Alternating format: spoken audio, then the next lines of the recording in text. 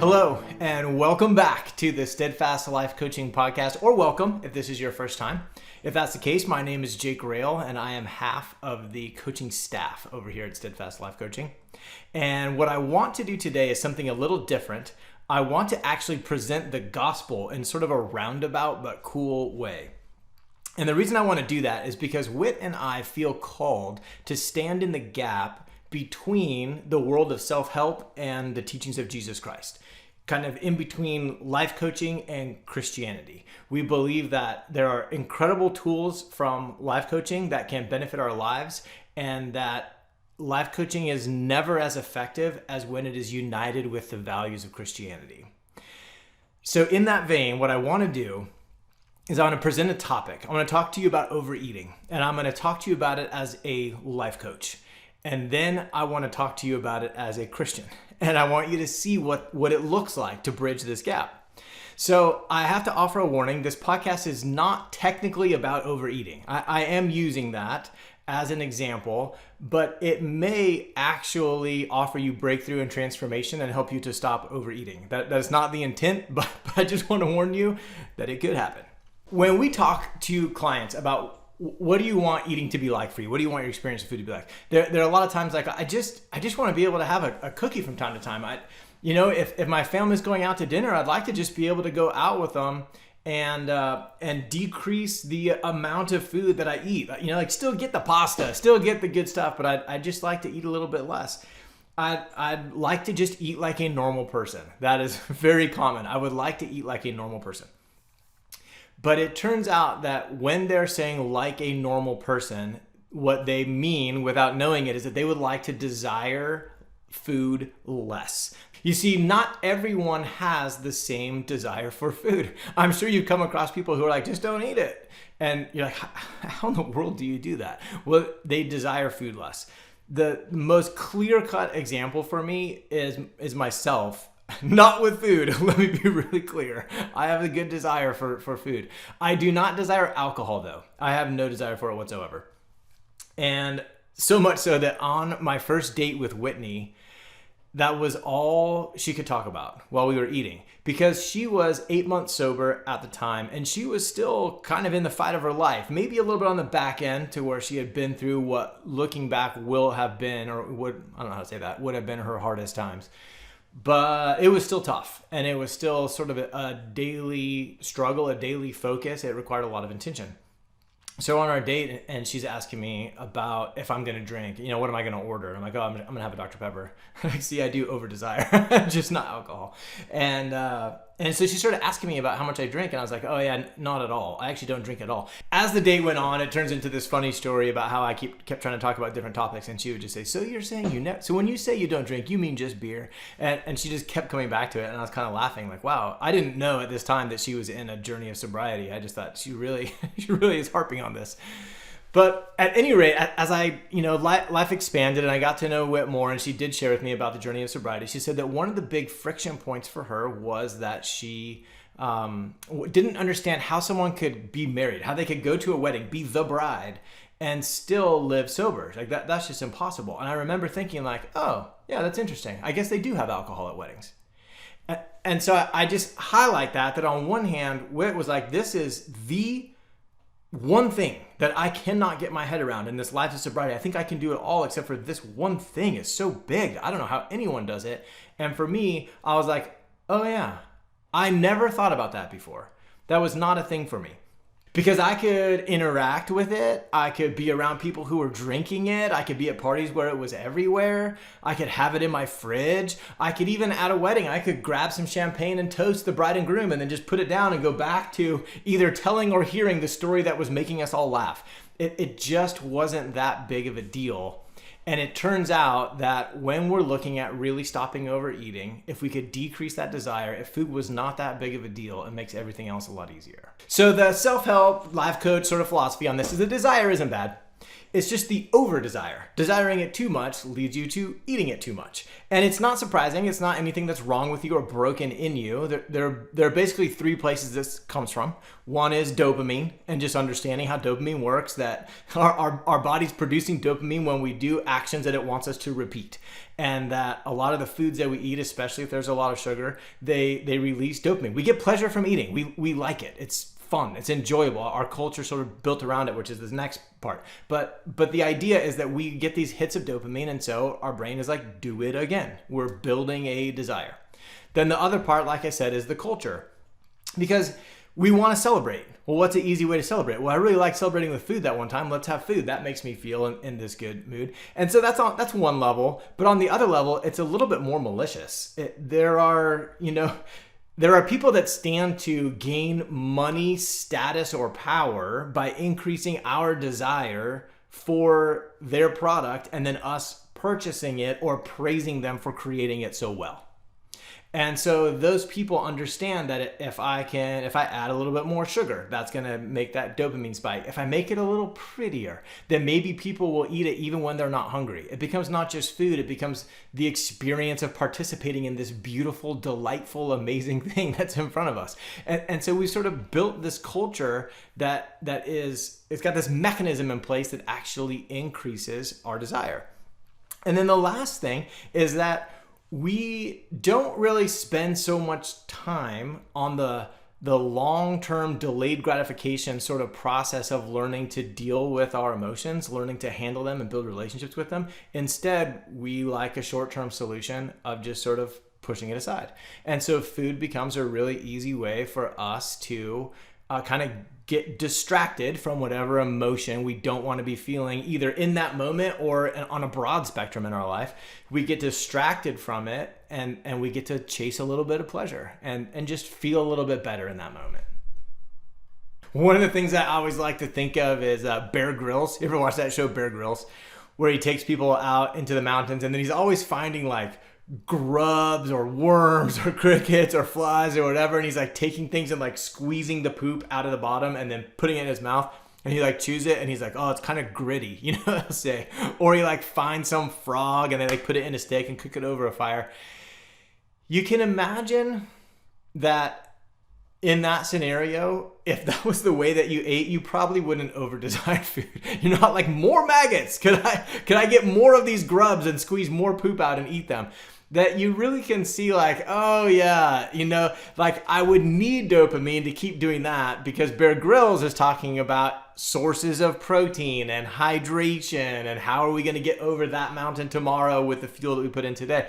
Where we're like, how do I make it prettier? How do I sell more of them? It's just a different value system. And it's pretty clear, kind of obvious why we, especially Americans, would over-desire food. So the life coach solution, I'll say the good life coach solution to this one, because there's some life coaching that I'm not super impressed with. It's like accountability. It's like, keep the desire and then use this life coach to like, don't eat it. Did you eat it last week? Well, then don't eat it next week. And I kind of, get that. I guess it's got some value. It's not like it has no value, but that would be like saying that a great football coach, that Bill Belichick, that the greatest offering that he had to his players was to give them the accountability to show up at practice and throw footballs and practice football. And that if they would just show up on time and do the things, they would win the championship. And we just know there's a little bit more to what the coach does than just accountability. So let me put that aside. And let's talk about a good life coach is going to take you on a journey of decreasing that desire. We're going to actually take the desire down so that you're not trying to manage your over desire. They are going to shrink it for you. Now, that may seem impossible. So I'm going to give you another analogy. This one I just found hilarious because it's something that I heard at an event with Brooke Castillo. And she compared overeating to shoplifting, which I thought was super funny. That people who are looking at overeating, they're saying like, I just want to manage my overeating. I want to overeat a little bit here, and I want to put it in sort of a boundary so that I could not really decrease the desire. I don't want to take it out of my life. I just want to have a situation where I can deal with it appropriately and sort of contain it.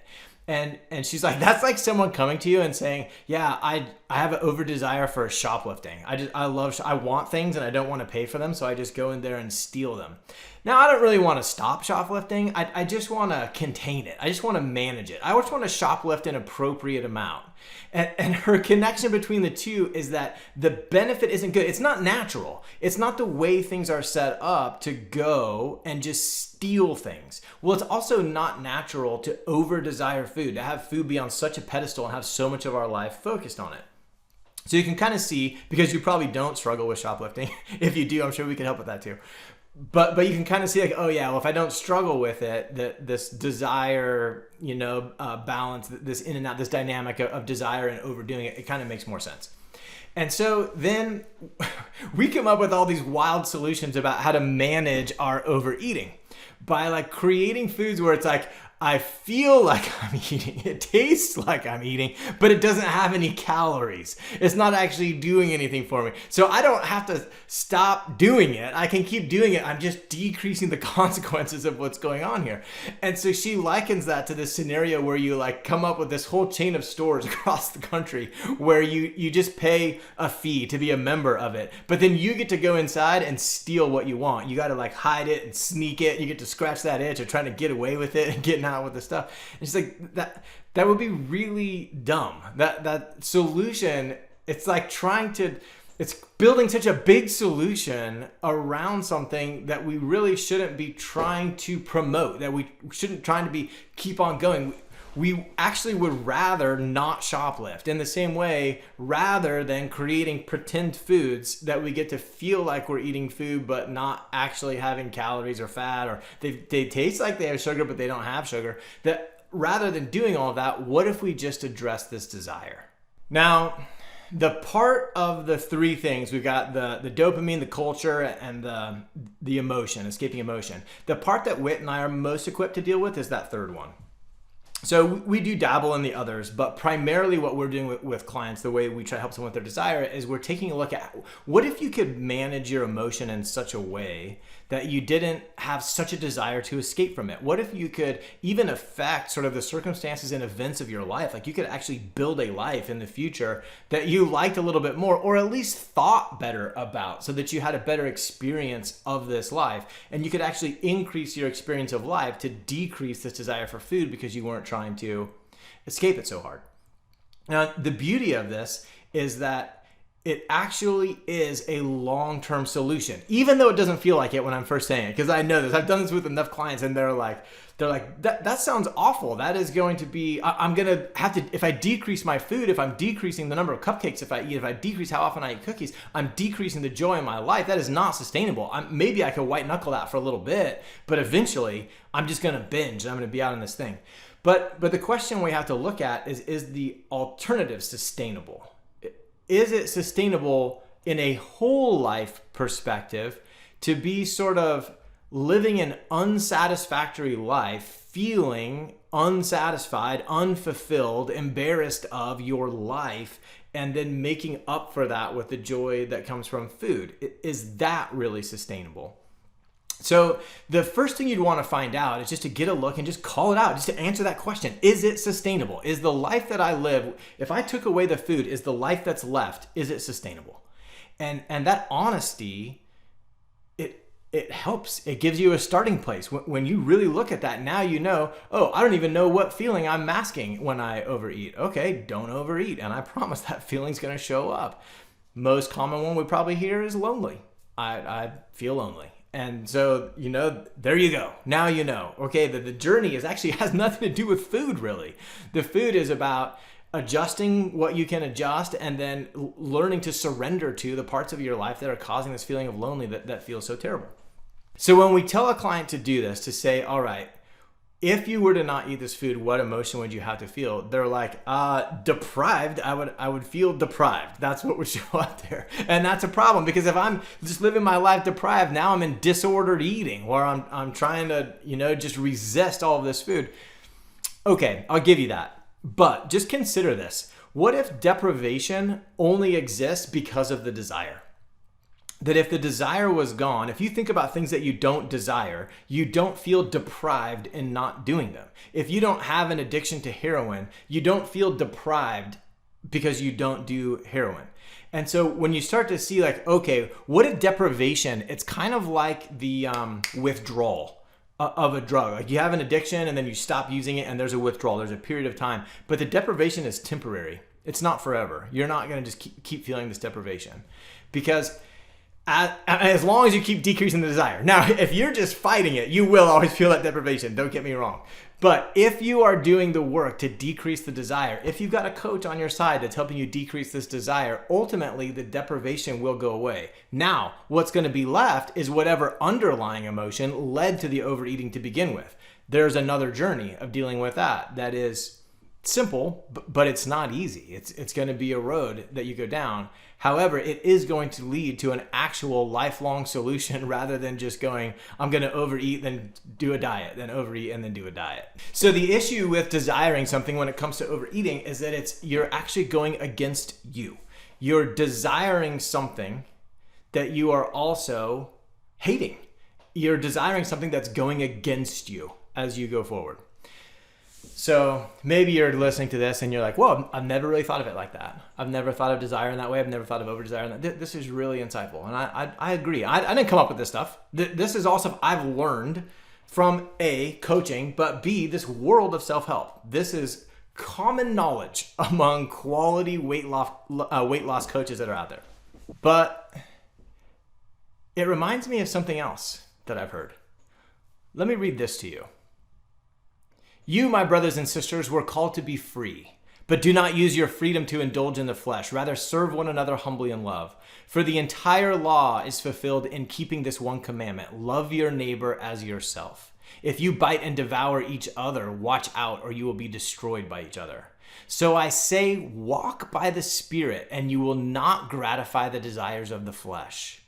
For the flesh desires what is contrary to the Spirit, and the Spirit desires what is contrary to the flesh. They are in conflict with each other, so that you are not to do whatever you want.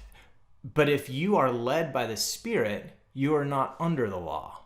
If you're led by the Spirit, you are doing what you want. You're just being led to what the Spirit wants. You see what's happening here? I wasn't actually talking about overeating. I was talking about desire. So let's zoom out for a little bit and let's see what's going on here in this podcast, in this rant that I've been on for the past 15, 20 minutes. We all have emotional pain because we are flawed beings. And we want relief from that emotional pain, so we look for solutions, and often those solutions harm our spirit. So the key is that instead of fighting against the desires of the flesh, to start leaning into the desires of the Spirit. That's what Paul's suggesting in Galatians here. But then we don't want to do that because now we're going to have to deprive our flesh, and that doesn't feel good. But the truth is no. There's a way to do this. You become reborn. You become a new creation. And that new creation is free from this obligation to the flesh, not from the desires. The desire is still there, but it's free from this obligation, the over-desire. It's free from being chained to that desire, not because this new creation is so great, but because Jesus is. And this new creation leans into the desires of its Spirit, which are Jesus Christ. So what do we do? How do we do that? There are plenty of Christians who have been born again, who are a new creation, but are still struggling with the desire to sin, the desires of the flesh. And the answer is believe. This is a direct quote from Jesus. The work of the Father is this: to believe in the one he has sent. To believe that you're forgiven. To believe that through him you're enough. To believe that he has a plan for your life and that what you're going through right now, he will make for you. To believe that no matter where the storm has come from, whether you created the storm or it came from outside to you, if you're in his hands, it has to come through him and it becomes for you. That the reason that sometimes your desires don't match with his desires for your life is because his desires are for more for you, more than you could even imagine. That you're like, no, these are my plans. God bless my plans. And he's taking you away from the plans. And you're like, oh no, this is a burden. It's hard to follow Jesus because now I've got all this obligation to be obedient and act in a certain way. And he's like, no, it's freedom. What I'm offering you is to lean in and understand the wants of your spirit and chase them. And you'll find that the result of that is bigger than you could have possibly imagined when you set your goal.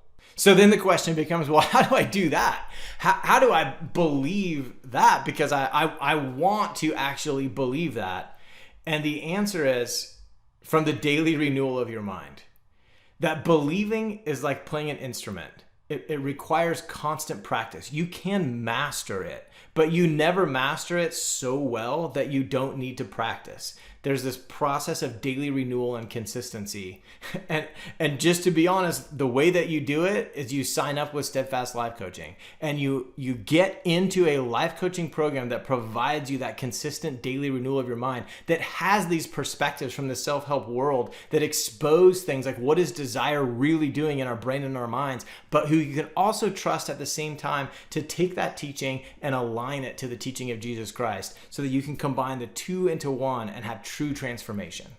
Hey, thanks for watching this episode of Ask Steadfast. Whit and I are super excited to use this avenue to sort of spread our message.